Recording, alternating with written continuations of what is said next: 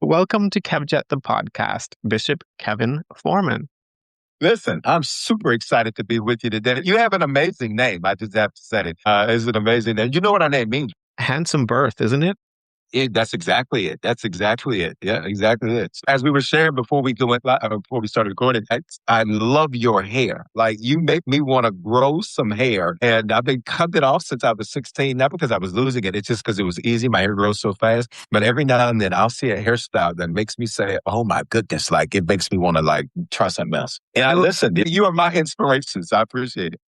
Well, I just thought this would be a great opportunity for a wider audience to get to know you. Well, listen, I'm super excited about it. I am, they call me the people's bishop because I love the people that I lead. And I lead in so many different spheres, not just the faith arena, but fitness, finance, business, entrepreneurship, life development, so many different things. And the joke is I came out of my mom's womb with the Bible and a briefcase. Like as a kid, I had this affinity towards spirituality and this affinity towards entrepreneurship, business success, those types of things. And I saw those two things converging and working together, not really diverging like so many people think that they have to. To me, it was my spirituality that really was the impetus and the push for me to be successful. You know, I believe that we're blessed to be a blessing. And so that's just really been the story. That's been the underpinning, the substratum of the entirety of my life. I started my first business when I was 12, got into ministry when I was 12.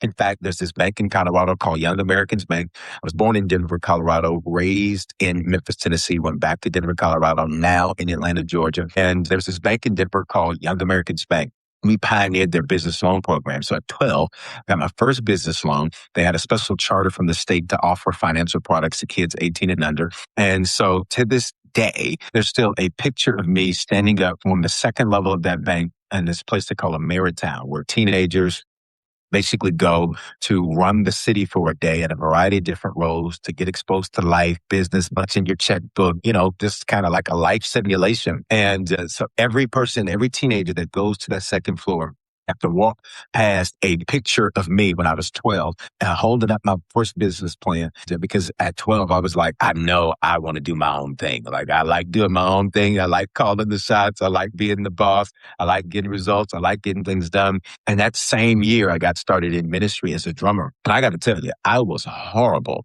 when I started. I mean, I couldn't keep the beat. I'd speed it up, slow it down, speed it up, slow it down. We were all over. But I eventually got good and was inducted into the Colorado Gospel Music Hall of Fame. Didn't even know we had one. The privilege of being inducted into that. So began to play other instruments, writing songs, writing music. We've released several songs so far. And the journey continues. And at 20, I started our church. I've been in ministry since I was, an adolescent. So at 21, we started this church and I didn't want to. Some people always have this thing where, they want to do this, want to do this. I was doing great in business, was also simultaneously in ministry, but I was like, is this something that I really want to do? And so I said like this, God basically backed me in a corner and said, you can do whatever you want to do, but this is your only option. And so I proceeded with that. And here we go. Years and years later, we'll be celebrating 20 years later on this year. And it's been an amazing journey. We've seen over 13,000 or approaching 13,000 recorded professions of faith. So more than that, this is what we've been able to record. The ministry has given away almost $1 million in missions. We've seen, the numbers are starting amazing. I shouldn't say startling, but amazing. Hundreds of thousands of pounds of food we've given away, thousands of families we've adopted, so much that we've been able to do in making a substantive impact in the lives of people and people bettering their lives, not just those who needed a hand up, but those who just needed, some empowerment so they could continue to advance. So it's been an amazing journey so far. And I feel like, honestly, I'm just getting started. I think we should mention it's called the Harvest Church. It is Harvest Church. And, that's another one of those things. I'm a big believer in constantly evolving. And so the next level of our evolution and I just wrote a book. This happened to have it right here because we just got some pre-over copies called History Makers. The next level of our evolution is called History Makers. Your fifth book, is it not? It is. That's it. There's several that we've released. This is the most recent one, which is for pre-order. It's just basically talking about how everybody's a history maker, regardless of what sphere, what sector you're in. And sometimes people see themselves as insignificant, but everybody plays an important and a vital role. And when you see yourself as a history maker, what it does is it sets you up to take what you do, take ownership of it, take a sense of pride in it, not in a negative way, but pride in making sure that what you produce excellence, you do it well, because you never know the lives that you're going to impact and the lives that you're going to change. And so everybody's a history maker right there in their everyday life. History maker, line crosser, boundary breakers. When we do this evolution over the next few months, we go from harvesters, which we've been for years, to history makers. I'm interested to know about your early days because online it says that you overcome personal challenges growing up. Yeah. Absolutely. Absolutely.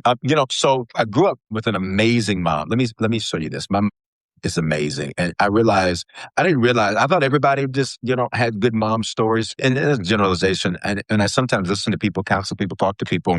Sometimes when you hear what other people have had to deal with, it really makes you realize just how blessed you've been. And so I've had an amazing mom. She's an interior designer amongst other things. And we were redoing this particular room.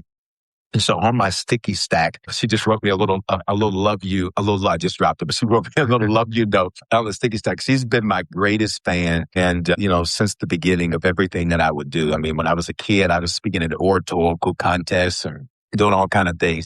And one of the greatest gifts that she gave me was the freedom to be me and the freedom to do things. I'm always a leader. I got a lot of lions around because that's really kind of my personality. Like I'm a very alpha type personality and go get it done type personality. And she let me do that. I was the type of kid where I was signing my own permission slips and I'd basically tell her what I was going to do. I remember one time I was in this program called Teen Court because at one point I wanted to be a lawyer. That's really the direction I wanted to go in law and politics. And so we were having a trip. We started this program too. We were having a trip to Anchorage, where basically all of the teen courts, juvenile diversion programs coming together, talked about best practices. And we were like the model court, and they had me as like the model attorney. They were like, this is the guy everybody wants to be like. So I was honored for that. And so, I just signed everything, did everything, whatever. I'm like, she's so busy. Let me just handle it for her. And I remember telling her maybe a week before, 2 weeks before, I was like, oh, by the way, I'm going to Anchorage. You're going to Anchorage? What are you talking about? Like, what do you mean you just go? I'm like, don't worry about it. She says, well, where's the paper? I said, I've already signed it. Everything's already done. It looks good. I've looked it up. Like, when I was 16, got my first car and negotiated all the terms and all of the down payment money ready. I remember telling her one day when she got home from work, we need to go to the car lot. And she said, well, for what? I said, the deal's already done. I just need you to sign for it. And so literally, she gave me the freedom to be me. And I think sometimes one of the greatest things a parent could do is recognize their child's uniqueness and what makes them different, and then just feed it. Because when you feed it, that thing grows. And that's what my mother did. At the same time, I grew up in a home. My stepfather was an abuser. He was a womanizer, abusive to my mother. I watched domestic violence head on. I watched him be a drug abuser. I watched him be a very smart man, but not really take his intellect and turn it into income. Not really take what he was good at. He was very charismatic. He could sell ice to an Eskimo, and that Eskimo would think, I just got a great deal on this ice. And, I mean, he was just really, really effective at communication, but he has some challenges that he never overcame. In fact, one of my books, Sins of the Fathers, it starts out with a story about him. He never met his biological father, but he ended up being just like his biological father in terms of being a womanizer, et cetera, and abusive. So he's since passed away, but I watched that as a kid. So I grew up seeing that in the house. I grew up seeing that type of chaos and watching my mother overcome that. So I quickly learned that life is not going to always hand you the best. It's not what happens to you, it's what you do with it. And really shifting it from this happened to me to this thought, life has just happened for me. And so I look back over those years, and while they were certainly unfortunate for any kid to have to live through that, it created so many great skills in me. So I became very paternal and protective to my brother and sister, and even my mother. And so what did that do? As a pastor, as a shepherd, as a leader, it helps you have a protective sense of the people you're leading. You're not there to fleece the people. You're there to feed the people. And this came from that childhood development. I was very parentified as a kid. So I was operating with, adult responsibilities as a kid. And what does that mean? That means that in adolescence, I'm starting my own business because I've got this sense, I know how to run stuff. I know how to make it happen. So a lot of what could have went negative, I watched God turn that into a positive. And, that was just some of my childhood that I had to turn that around. Growing up in Memphis, you'd see drive-by shootings. And some people aren't even familiar with that term. Like, what does that mean? Like, literally, people would be driving in a vehicle and discharge a firearm while they're driving, let the window down and drive off. I remember being in two of those as a kid because the area in Memphis we grew up in, it's called Orange Mound. And immediately post slavery in America, it was one of what they call one of the many Black Wall Streets. It was an area, high economic activity, Black businesses, productivity. But as happened with many of those areas throughout history, particularly here in the States, but it was just, redlined, not investment, and almost systematically turned into a chaotic zone. So I saw that as a kid. I saw drug abuse. I saw gangs. I saw violence. And I had to make a choice like, this is not going to be my life. I did. What's a truth about you that people would never get? My goodness, I love to have fun. My energy is always high energy. So who says that's You are very high energy. yes, like that's me. So this is me all the time. Like this is me all the time. But I'm extremely competitive. So I love to have fun. I'm the type of person where if you see me driving down the street, my music is blasting and I'm dancing. I'm the type of person where, I love to laugh. I love to have a good time. I love to enjoy myself. And so I can find enjoyment in some of the most innocuous things. That's one thing that I think people would definitely kind of find different. Because sometimes when you think of a pastor, a bishop, a businessman, all these things, you think so serious and, always buttoned up and can't have a good time. And no, that's not me at all. In fact, I don't enjoy people like that. That's actually a good point because my next question is, if we stripped away your title, what would still define Kevin Foreman? Good. I love that. Number one, consistency. Consistency. That is just an integral part of who I am as an individual. Number two, persistence. Consistency, doing things the same way and doing things in a routine, a rhythmic way. Persistence is doing things in the face of challenges and obstacles. I can give you a million things, even down to business. I remember having built, by the age of 21, I built Denver's largest Black-owned mortgage company. I don't know that anybody surpassed that since we did it, but I haven't checked. We were blessed to do that. And I remember over the weekend, the industry collapsing, totally collapsing. And when that happened, I was like, okay, what am I going to do? How are we going to bounce back? How are we going to address this? How are we going to move forward? And literally, I built back better, stronger than ever, but I was persistent. I'm the type of person, you tell me no, I don't accept your no. I just think your no is an incomplete sentence. You left off the T this way, not this way. No is not a final answer to me. It just means not this way. I'll go knock on another door. I'll go try it another way. That's just who I am through and through. And then I would say, finally, loving. I am a loving person. I got that from my mother. Watching her go through all of what I watched her go through, she was one of the most loving people that you ever encountered. Still is that way, that you would ever encounter. And I learned that, I think it's the late Dr. Maya Angelou says, people don't care how much you know, they know how much you care. And I love doing it, especially now in this social media world where we've had some great success there. In social, I could be at the gym and people will literally walk up to me. They'll walk up with their phone. They'll have a video of me and they'll be pointing to their phone and they'll be like, I'm like, that's me. And and they'll stop and want to tell me their stories. And one comes to mind where a gentleman comes up and he says, Bishop Foreman, he lived like somewhere to like Ohio or something. He happened to just have moved to Atlanta. He said, you got me through a divorce every day. So he opens up his phone. He says, every day I share your stuff with everybody I know. And I can't wait to open my phone because I'm like, and here's what he said. I'm like, what does he have for me today? Because whatever he's got for me today, I know it's exactly what I need today.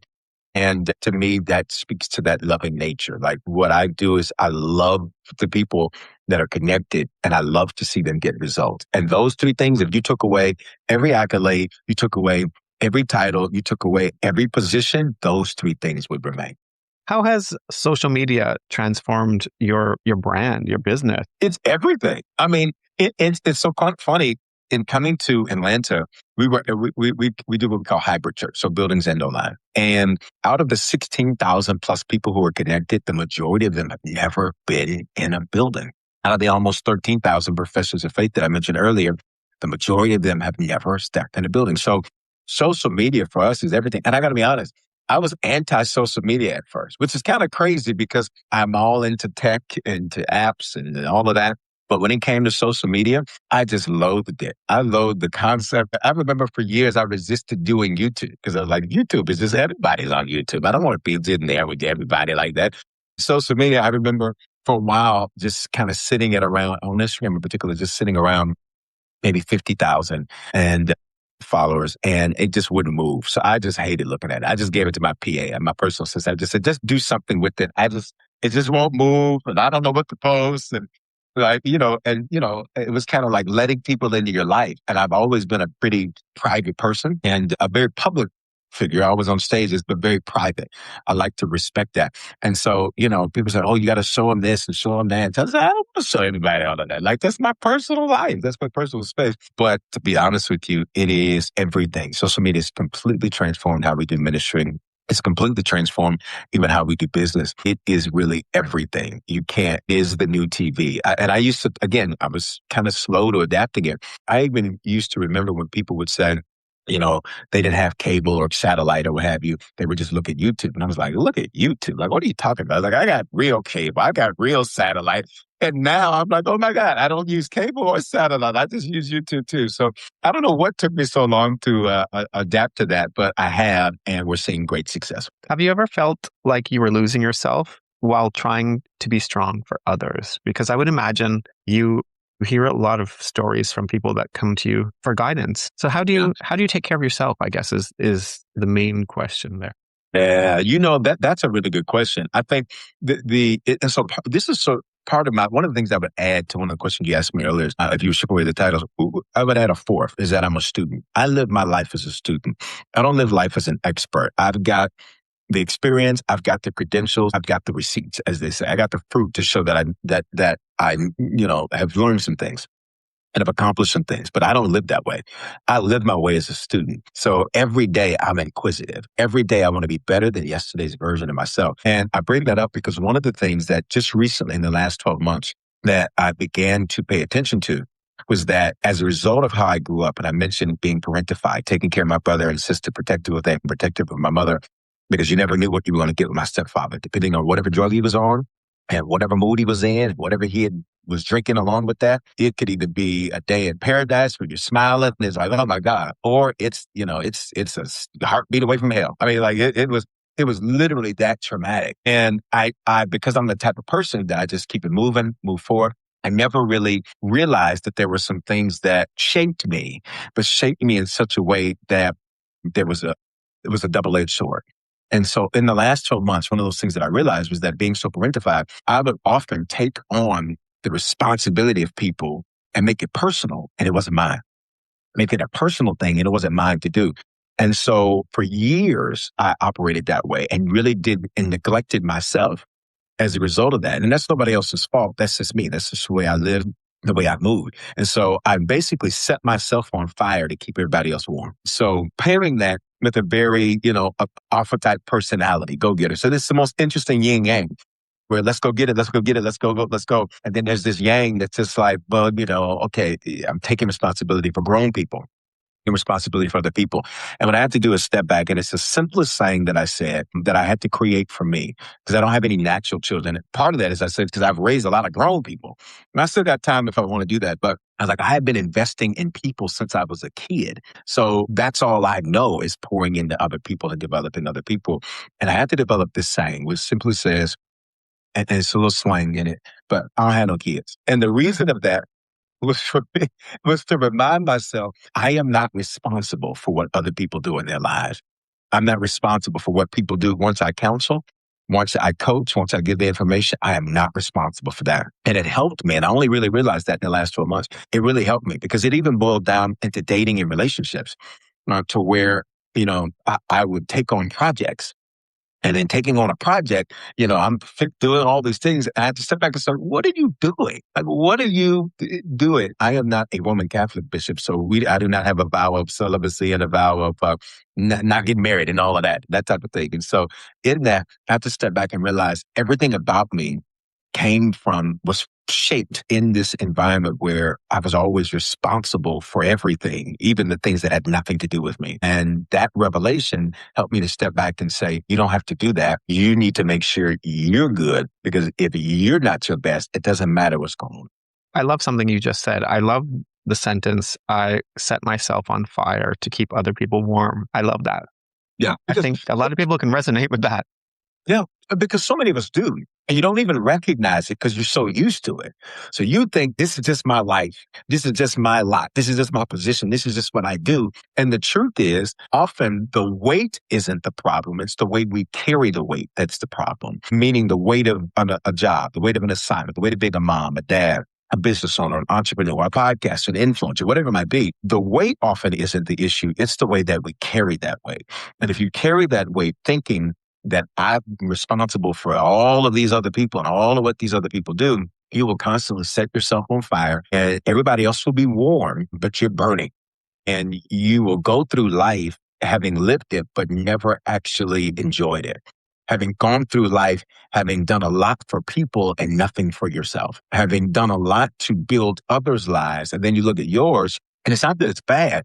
It's just that you didn't invest in you what you routinely invest in other people. So many listeners are going to resonate with that. I love that.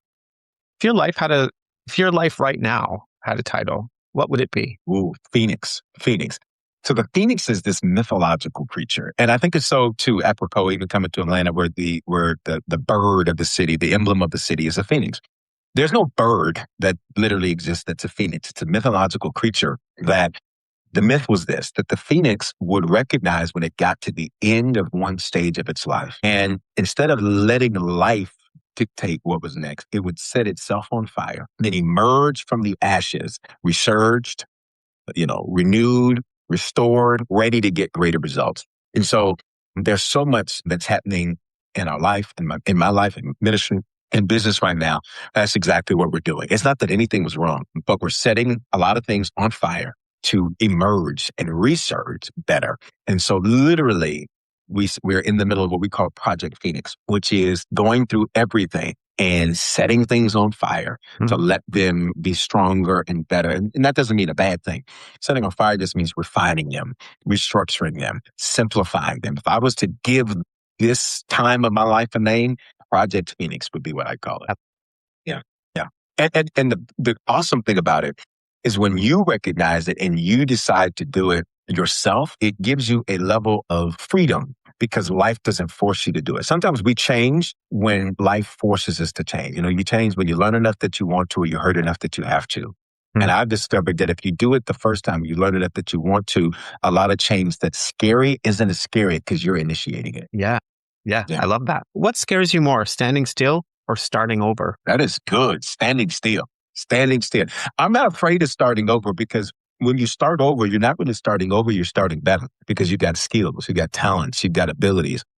If you were to drop me, and literally that's what we did in Atlanta, you drop me in an environment where it's brand new. I know exactly what to do. I know exactly where to go. I know exactly how to make it happen. Obviously, there's some nuance, but standing still, being stagnant, I think that is one of the most difficult things for people to break because when you're stagnant, when you're not really moving forward, in life or advancing, what can happen is you can become so comfortable and so complacent that it actually feels like this is the way life is supposed to be. And I think everybody listening, everybody watching, the truth is there's something in you that knows there's got to be more. It's the thing that keeps getting you up. It's the thing that keeps making you go forward. It's the thing that keeps making you go to the gym. It's the thing that keeps making you do whatever it is to advance, to enhance, to empower yourself, to do more. It is that sensation that there's got to be more life than where I'm currently at. And it doesn't mean I'm ungrateful for where I'm at. It just means I know that there's got to be. When's the last time you did something completely out of character? A character. Wow.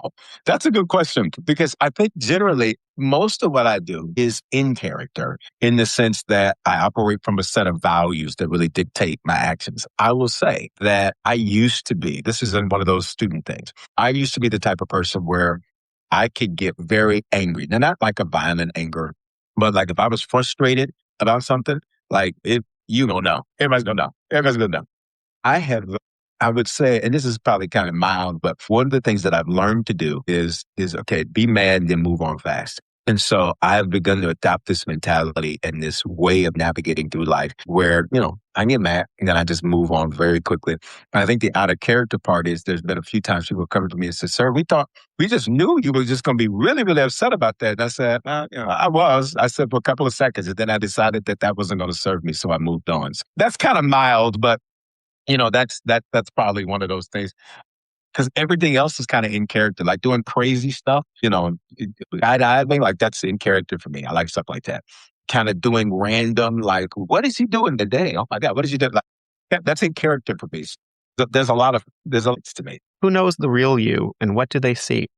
Oh my God. I will say I strive to be as transparent as possible. And there's levels of transparency. It's like an onion. You got to peel certain layers back. So I strive to be transparent. So generally, what you see is what you get, generally speaking. That being said, I would say I have a tight circle that knows, some of those intricacies and some of those nuances. And I learned, and it's a principle from Jesus. He had these 12 guys. But beyond the 12, they had way more than the 12 that were regarded as disciples or apostles. And then he's got the 12. But out of that 12, he's got three, Peter, James, and John, that he transfigures himself in front of. These were ones that he let see stuff he didn't let the others see. But out of the three, he's got this one, John, that he's called the beloved. And him and John are like this. Literally, the scripture talks about how they'd be sitting up in the middle of the day and John just laid over off on him. Like, there's this interesting imagery to show that even Jesus, who didn't have anything to hide, wasn't 100% in front of everybody. He recognized there needed to be levels that people interacted with him. And so I bring that up to say, I have a tight circle that I can communicate with, that I can be both Clark Kent and Superman in front of. And all of us need people who they can see you as Clark Kent and still respect you, see you as Superman and still respect you, because most people only want Superman. Even if you think about the story, Lois didn't really like Clark. Lois liked Superman. Like, she tolerated Clark, but she really wanted Superman. I think the same thing is true in life. Most people love to see you when you're strong, and they don't know what to do with you when you're weak. So what I learned to do is to create a circle that I can be both in front of, and both are respected, and that could be a mutual symbiosis, and it doesn't take away from the realities of who I am. And so I would say that circle is definitely that way. And I just have to say it, it's not cliche, but for me, my spirituality is not performative. It's real for me. And so God knows everything. Like, I'm transparent in a way that probably most people would shock them. I was talking to a friend yesterday. We were talking about something, and they said, "Oh wow, so you just said that?" I said, "Yeah, I said he's my father." Like, of course I know. Like he can't see in the first place. Like, oh, like I'm going to update him on something. But my spirituality is not performative for me. It's real for me. So because it's real for me, I don't have anything to hide. I'm not trying to pretend like I'm something that I'm not to somebody who knows everything that I am. I get that. What has love taught you about yourself? I'm that one that I am always growing in as it relates to how I love. Number two, I think that love has taught me, and again, I got to go back to my mom, who's really has modeled it for me, that just because there's conflict doesn't automatically mean to cancel. Sometimes when we run into conflict with people who we say we love, the first thing that people want to do is to cancel. But what love does is love has a level of loyalty that transcends the desire to cancel simply because there's a conflict. And so, I literally joke with people. I'll say, my love, you can take it to the bank. You can write a check and put Bishop Foreman's love, put that on the check, take it to whatever bank, they're going to cash that check. One of the other things that love has taught me is that, and this is interesting, when you learn how deep you can hurt, you see how great we can love. So looking at some of the depths of the hurt that I've experienced, that we all experience, it actually is a revealer to you, because from that same place, that shows you the depth that you can love. And so I look through the betrayal, I look through the disappointments, I look through all the things that I've experienced. And what it's shown me is that there is a great ability for me to love, because I saw how deeply that I could hurt. And love is teaching me something every single day. Every single day, love is teaching me something. What do you hope people feel after spending time with you? I'm going to go back to the word loved, that they feel loved. Number two, that they feel understood. It doesn't mean I necessarily agree with them. This means I understand them. Some people see it as their job to convince people of things. I don't. I see it as I'm going to present, and then you do what you want to do with it. Trying to convince people of things is what turns people into, I think people who hurt their cause more than they advance their cause. You do what you want to do. Here's the information. You do what you want to do with it. And so I want people to feel understood. Number three, I think acceptance is a powerful, powerful feeling. I think it's a level of dopamine that will cause people to do things that they're not even negative things, but cause people to go the extra mile when they know that they are accepted. And so I strive to make sure that people feel that regardless of the background, black, white, tall, short, I don't care what your background is, socioeconomically, spiritually, this, that, or other, whatever, fill in the blank. And to me, it's important that that they feel accepted. And then I would say last thing is that when people leave from around me, they feel like their life has been advanced. I have this thing that I'll do for people who maybe aren't in my life the same way that they were before, that I like to sometimes circle back for conversation. And the reason for the circle back is because sometimes you learn a lot about you. And every single person, and this is no joke, this is no embellishment, every single person will simply say something like this: my life is better because I was in your life, regardless of where that was. So to me, anyone who comes around me, they're not going to exit worse than they came around me. They're going to exit better. And to me, that's really important. And I think that's a lesson all of us can learn is, I don't know, everybody's a lease. Sometimes we go into, maybe it's a relationship or friendship or business or whatever, and you kind of see everything. I used to see everything as like ownership, long term, long term, long term. So to me, friendship, like we're friends forever. Like, no, they're going to do this forever. Like, whatever. We're dating, like we're dating forever. You're going to be dating, we get married, the whole night. But really, everything's a lease, which means you got a limited time with people. You've got limited moments with people. And when you view it as a lease, you recognize, let me maximize it while I have it, because I may not always have it. And whether that lease ends through just the relationship not working or the friendship not, growing apart, or the person exiting the earth and maybe passing away, or whatever it might be, everything in life is a lease. And when you view it that way, it makes you treat everything differently because you realize you won't always have. What would your younger self be most proud of? Wow, that I've achieved everything that I said I would achieve faster than I thought I would. And so I would say to my younger self, good job. I would say to my older self, good job. My younger self would say that. I would also say, like, take time to celebrate it. I generally am the type of person, I get something done. Great. Let's move on. Great. What's next? Great. What's next? And one of the things, this back to that student in me, one of the things that I'm learning to do and have learned to do is to take time to celebrate the wins, enjoy the wins, and keep moving. There was a CEO who passed away. I won't say the name of the company because it may offend some people, but I just happened to see the article, and he passed away from cancer, and he was 43, and he passed away from cancer. He built a company that most people are familiar with the name of the company. Billionaire, and 43 years old. I remember looking at the story because it popped up on my social media, and I thought, 43. I thought, wow. And I look at so many stories of people that I counsel, that I coach, that I lead, where they do great things, and they're so busy doing the great things, they never celebrate the great things. And then when they're ready to celebrate the great things, time's up. I look at my grandfather, who, amazing man, he actually served in the ministry. And I had the privilege of ordaining him into ministry. I had the privilege of a Bible college where I actually conferred his doctorate upon him as he navigated through that. Amazing man. He bumped his head on a Monday. Very good shape too. They said he had the body of a 30 or 40-year-old. He was in his late 70s. And he bumps his head on a Monday. He's not feeling good. Goes into the doctor on a Wednesday. He's supposed to have an hour procedure that done in an hour, he'll be fine. On a Thursday, procedure takes hours. By Friday of that week, he's in a coma. By Saturday of that week, we have an emergency meeting about next steps. By Sunday of that week, that next day, we have an emergency meeting about, do we pull the plug or not? By Monday of that following week, he's passed away. So from Wednesday to the hospital to Monday, gone. Totally unexpected, totally healthy, no underlying conditions. What's the point? Is that life can change just like that. And I would say to myself, enjoy every moment because things can change. And not a fearful approach to life, but an approach that simply says, this could change at any moment. So enjoy it. Be present in it.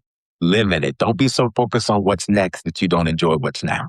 That's a great way to hit my final question for you. At the end of your life, what do you hope people say that has nothing to do with your title?